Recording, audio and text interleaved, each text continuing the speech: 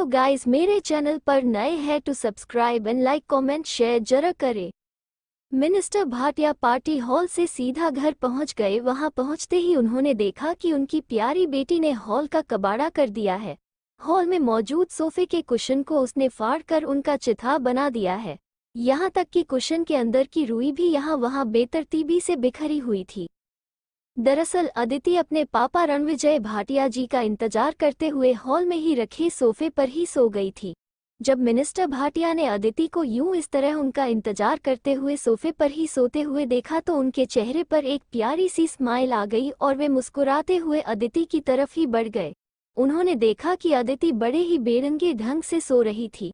उसकी चादर सोफे से नीचे जमीन पर गिरी हुई थी और उसका एक पैर और एक हाथ सोफे से नीचे लटक रहा था। रणविजय जी ने पहले अपनी बेटी को सीधा करके लेटाया, फिर उसके लटक रहे पैर और हाथों को सोफे पर ठीक से रखकर उसे चादर उठाई और अदिति के माथे पर प्यार से किस करके उसके बालों को सहलाकर अपने कमरे की ओर बढ़ गए। रणविजय जी के किस करते ही अदिति के चेहरे पर प्यारी सी स्माइल आ गई, मानो जैसे वो बहुत ही खूबसूरत सा सपना देख रही हो। कुछ देर बाद करवट लेते वक्त अदिति की नज़र अपने सामने खड़े त्रियम पर पड़ी, जो उसे ही देखकर मुस्कुरा रहा था। अदिति भी अपनी अधखुली आंखों से त्रियम को देखने लगी। फिर उसने 2-3 बार अपनी पलकें तेजी झपकाई, मानो अदिति कन्फर्म कर रही हो कि ये कोई सपना तो नहीं। मगर बार बार पलकें झपकाने पर भी जब त्रियम उसकी आंखों से ओझल गायब नहीं हुआ तो अदिति की आंखों में चमक आ गई और वो झट से सोफे से खड़ी हो गई। फिर अदिति ने देखा कि त्रियम अभी भी अपने सीने से हाथ बांधे उसे ही बड़े प्यार से देख रहा था। इस वक्त त्रियम की आंखों में अदिति को पाने की बजाय साफ साफ नजर आ रही थी। वो अपनी आंखों में चमक लिए अदिति के बदन के हर एक हिस्से को ही निहार रहा था। त्रियम को अपने आप को देखते हुए देखकर अदिति की स्माइल उसके चेहरे से जाने का नाम ही नहीं ले रही थी। रणविजय जी ने पहले अपनी बेटी को सीधा करके लेटाया, फिर उसके लटक रहे पैर और हाथों को सोफे पर ठीक से रखकर उसे चादर उठाई और अदिति के माथे पर प्यार से किस करके उसके बालों को सहलाकर अपने कमरे की ओर बढ़ गए। रणविजय जी के किस करते ही अदिति के चेहरे पर प्यारी सी स्माइल आ गई, मानो जैसे वो बहुत ही खूबसूरत सा सपना देख रही हो। कुछ देर बाद करवट लेते वक्त अदिति की नज़र अपने सामने खड़े त्रियम पर पड़ी, जो उसे ही देखकर मुस्कुरा रहा था। अदिति भी अपनी अधखुली आंखों से त्रियम को देखने लगी। फिर उसने 2-3 बार अपनी पलकें तेजी झपकाई, मानो अदिति कन्फर्म कर रही हो कि ये कोई सपना तो नहीं। मगर बार बार पलकें झपकाने पर भी जब त्रियम उसकी आंखों से ओझल गायब नहीं हुआ तो अदिति की आंखों में चमक आ गई और वो झट से सोफे से खड़ी हो गई। फिर अदिति ने देखा कि त्रियम अभी भी अपने सीने से हाथ बांधे उसे ही बड़े प्यार से देख रहा था। इस वक्त त्रियम की आंखों में अदिति को पाने की बजाय साफ साफ नजर आ रही थी। वो अपनी आंखों में चमक लिए अदिति के बदन के हर एक हिस्से को ही निहार रहा था। त्रियम को अपने आप को देखते हुए देखकर अदिति की स्माइल उसके चेहरे से जाने का नाम ही नहीं ले रही थी। फिर अदिति ने देखा कि त्रियम धीरे धीरे चलकर उसी के पास आ रहा है। त्रियम को अपने पास आते हुए देखकर अदिति का दिल सामान्य से भी ज्यादा तेज धड़क रहा था। फिर त्रियम अदिति के पास आकर धीरे से बुदबुदाते हुए अदिति के कान के पास अपनी गहरी और गर्म सांसें छोड़ते हुए बोला, ओह अदिति, मुझे तुम्हारे साथ सोना है। मैं तुम्हारे शरीर के हर हिस्से को अपने हाथों से छूकर उन्हें महसूस करके तुम्हें अपने प्यार की बारिश में भिगोना चाहता हूँ। फिर त्रियम अदिति के ईयरलोब को अपने होठों से छूते हुए बोला, तुम में कुछ तो ऐसा है जिससे मैं अपने आप को कंट्रोल नहीं कर पा रहा हूँ। I think I am in love with you. फिर त्रियम अदिति के होठों पर अपनी उंगलियां चलाते हुए बोला, उफ अदिति, तुम्हारे ये होंठ कितने सुंदर और आकर्षक हैं।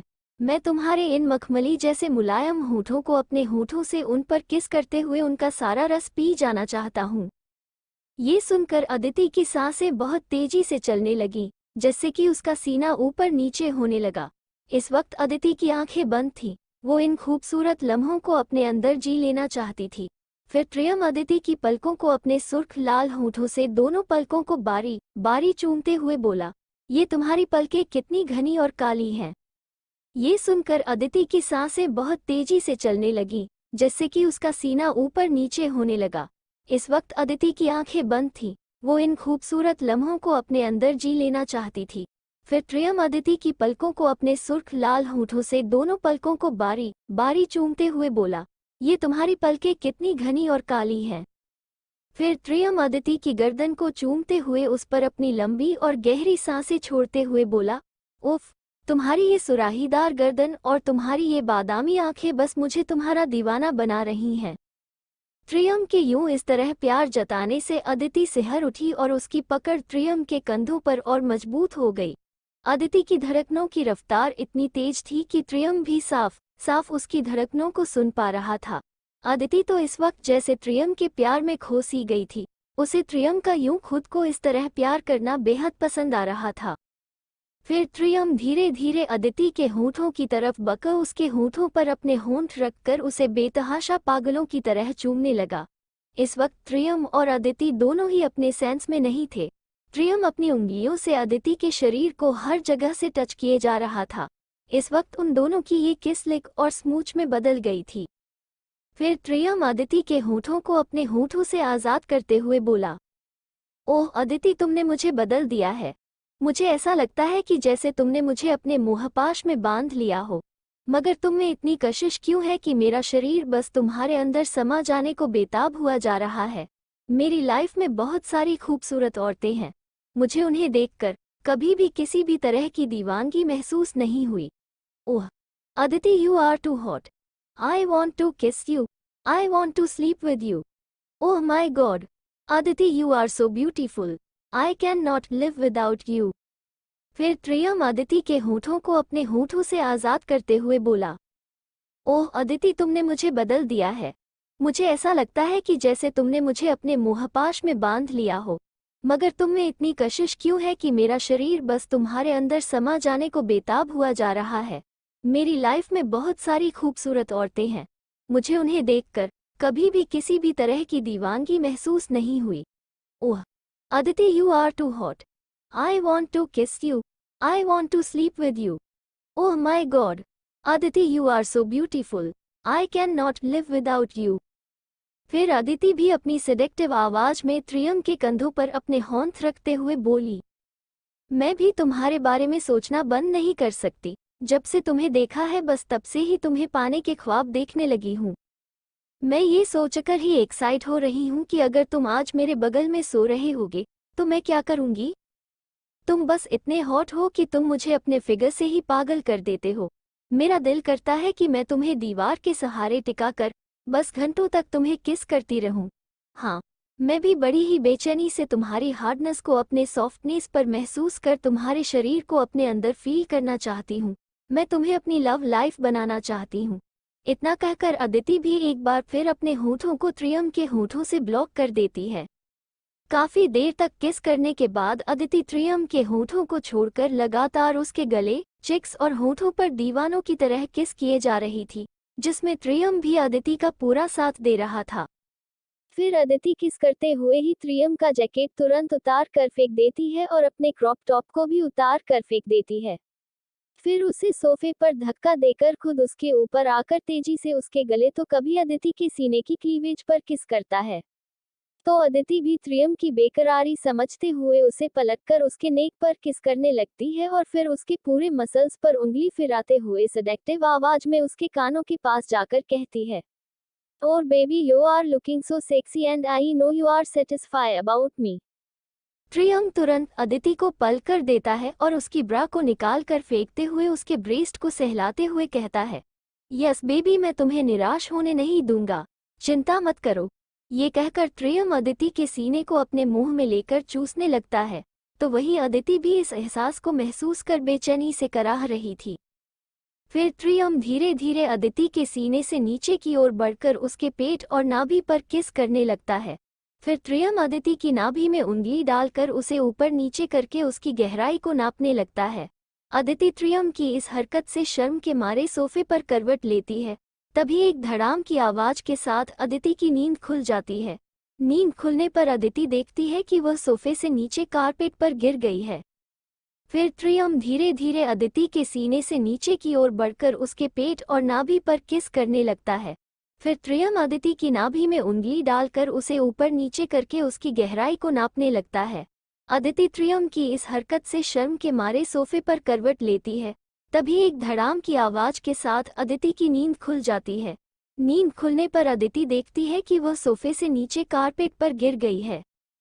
फिर अदिति को त्रियम का ख्याल आता है तो वो तुरंत अपनी नजरें इधर उधर करते हुए त्रियम को देखने लगती है, मगर त्रियम उसे कहीं नहीं दिखता। फिर अदिति एक नज़र अपने कपड़ों की तरफ देखती है तो उसे सब कुछ ठीक लगता है।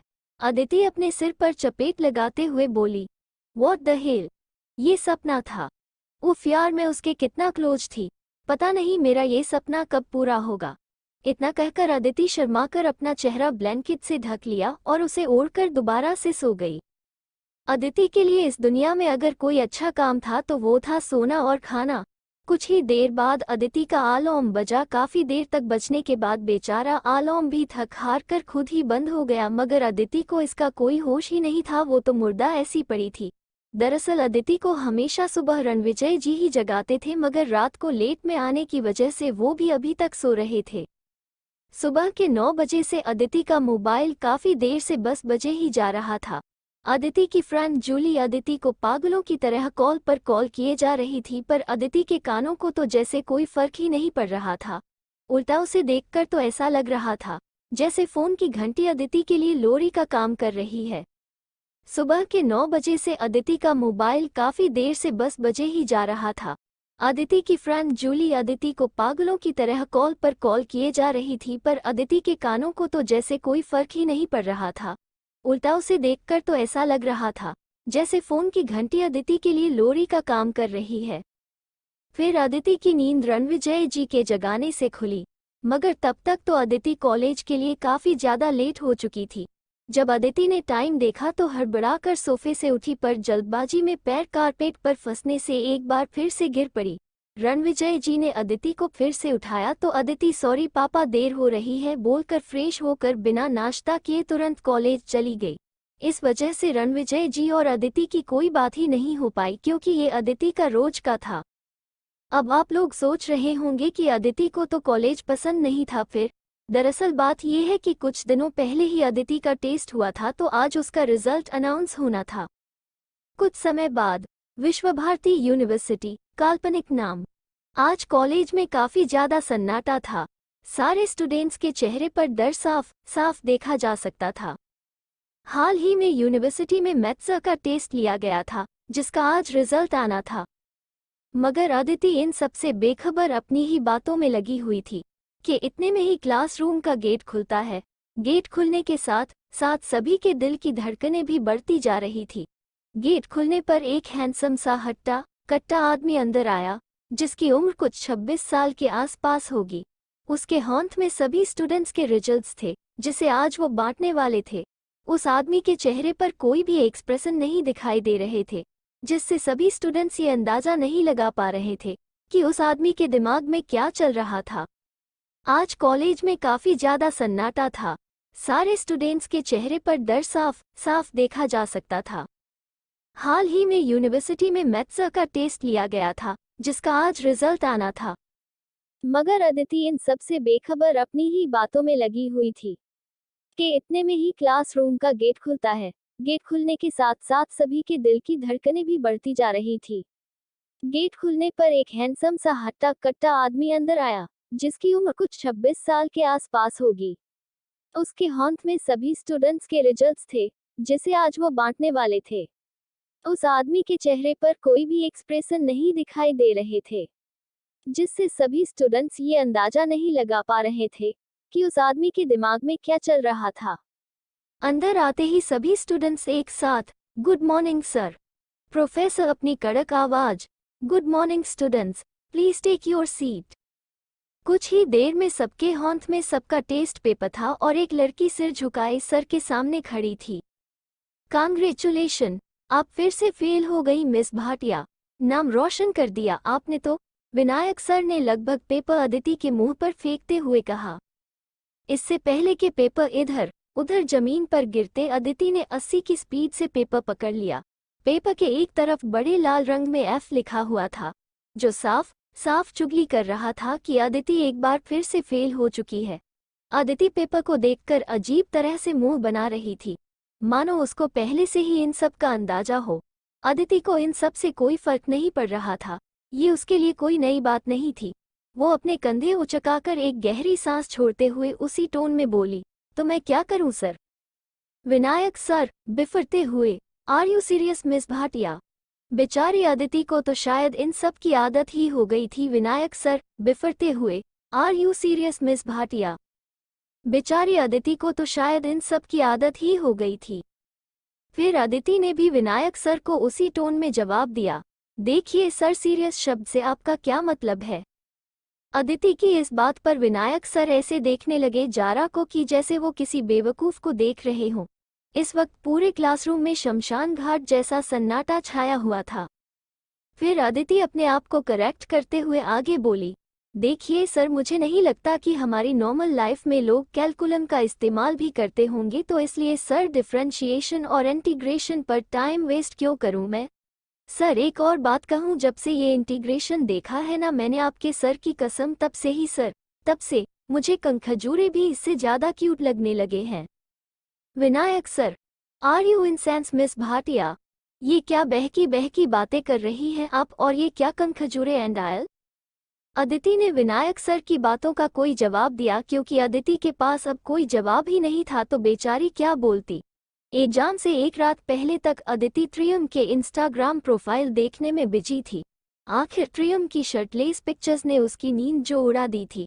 फिर नतीजा ये निकला कि अदिति के दिमाग में फार्मूले रटने की जगह नहीं बची, तो बेचारी एग्जाम में क्या खाक लिखती।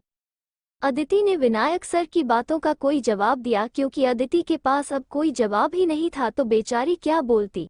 एग्जाम से एक रात पहले तक अदिति ट्रियम के इंस्टाग्राम प्रोफाइल देखने में बिजी थी। आखिर ट्रियम की शर्टलेस पिक्चर्स ने उसकी नींद जो उड़ा दी थी। फिर नतीजा ये निकला कि अदिति के दिमाग में फार्मूले रटने की जगह नहीं बची, तो बेचारी एग्जाम में क्या खाक लिखती। फिर विनायक सर अदिति को समझाने के उद्देश्य से बोले, मेरी तरफ देखिए मिस भाटिया, और जो मैं कह रहा हूँ उसे ध्यान से समझिए। अब अदिति ने सीधा अपने मैथ प्रोफेसर की आंखों में झांका। विनायक सर का गोरा बदन, क्लीन शेव वाला फेस, फिट बॉडी और इन सब से बकस सर का गोरा और लंबा चौड़ा साफ बिल्कुल छिला हुआ सीना। अदिति एकटक अपने मैथ वाले सर के सीने की ओर देखे जा रही थी। विनायक सर भी अब अदिति की नज़रों से असहज हो गए थे, और वे ये भी जानते थे कि ये अब अपनी हरकतों से कभी बाज नहीं आने वाली। अब अदिति ठहरी अपनी आदत से मजबूर तपाक से विनायक सर से बिना कुछ सोचे समझे बोली, सर आपका सीना मेरे सीने से इतना ज़्यादा सुंदर और साफ कैसे हो सकता है? आप कौन से पार्लर जाते हैं, मुझे भी बताइए, मैं भी वहाँ से ही वैक्स करवाऊंगी। फिर अदिति ने जब सर के चेहरे की ओर देखा तो वो बिल्कुल चुप हो गई। फिर अदिति माफ़ी मांगते हुए सर से बोली, I am sorry sir, please continue. Vinayak sir ने अपने सिर को पकड़ते हुए कहा, देखिए मिस भाटिया, ये तीसरी बार है जब आप एग्जाम में फेल हुई हैं, और ये तीसरी बार है जब मैं आपको समझा रहा हूँ। प्लीज़ प्लीज़ प्लीज़ अपनी पढ़ाई पर फोकस कीजिए और एग्जाम्स को मजाक में लेना बंद कीजिए। विनायक सर ने अपने सिर को पकड़ते हुए कहा, देखिए मिस भाटिया, ये तीसरी बार है जब आप एग्जाम में फेल हुई हैं, और ये तीसरी बार है जब मैं आपको समझा रहा हूँ। प्लीज़ प्लीज़ प्लीज़ अपनी पढ़ाई पर फोकस कीजिए और एग्जाम्स को मजाक में लेना बंद कीजिए। अदिति फिर से तपाक से पर पूरे कॉन्फिडेंस के साथ बोली, बात सीधी सी है सर, स्कूल में मेरा मैथ्स का रिकॉर्ड बहुत अच्छा रहा है, आप चाहें तो चेक कर लो, पर ये सब प्रॉब्लम तब से शुरू हुई जब से आपने मुझे पढ़ाना शुरू किया है। नंबर्स वाले मेथड्स तक तो फिर भी ठीक था, काम चल रहा था, पर क्या जरूरत थी आपको नंबर्स के साथ इंग्लिश अल्फाबेट को मेथड्स में घुसाने की? अदिति की बात सुनकर विनायक सर का क्या रिएक्शन होने वाला है, आपको क्या लगता है? आपको आज का चैप्टर कैसा लगा, जरूर बताना।